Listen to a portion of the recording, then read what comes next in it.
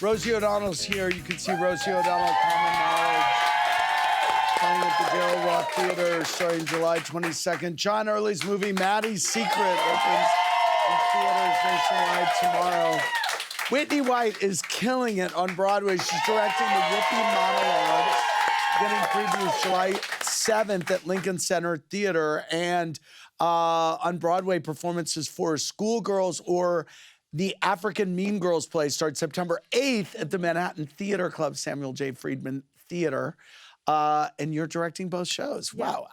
What was your big break in the business? I think it was Alicia Harris's What to Send Up When It Goes Down. It was back several dress sizes ago, but it was a great time, off-Broadway play that we did. And what was your entry Bravo show that got you hooked? Real Housewives of Atlanta. Excellent. We bow down to the queens of Atlanta. Yes.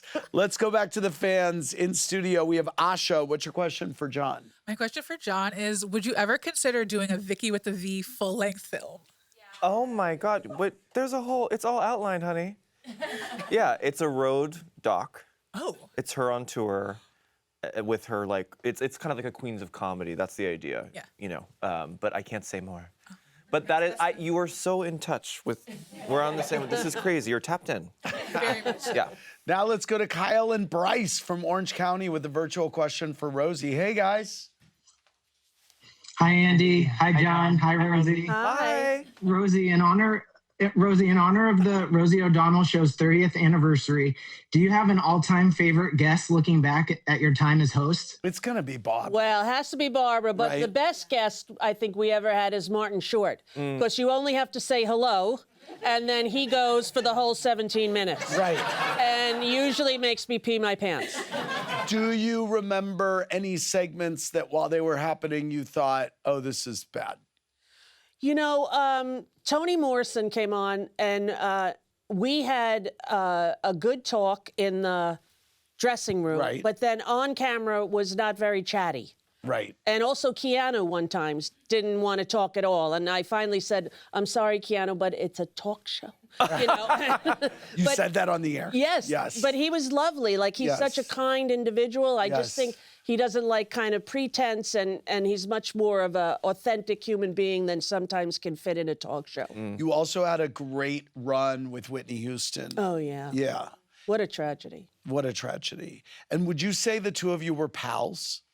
No, I think whenever we saw each other, we got along great. And then she did that movie with Penny, and then she and I and Penny hosted SNL together. Right. And that was wonderful. But, you know, I'm the kind of friend that always tells a friend when I think they're in trouble, which doesn't always make the friendships last. And but you did that. I did that, and to her people, I did, when she didn't show up for the Cinderella full hour Yes, she that had was produced. a big deal. Yes. And I remember thinking, this is like the beginning of the end, and somebody needs to help her now, right? I mean, everybody gets lost in their life, and when you're in the public eye, you get lost very nationally, and it's really difficult. But we can't pretend we don't see what we see. And the reaction you got was? Some of her people said, thank you, and some of them said, it's not your business, you know?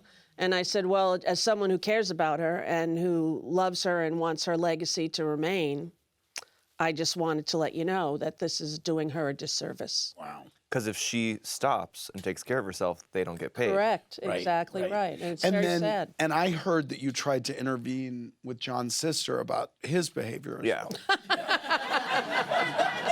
And by the way, I'm ready. I'm Well, ready. speaking of which, we're all here gathered to tell Yes. you. I'm sorry. Yes.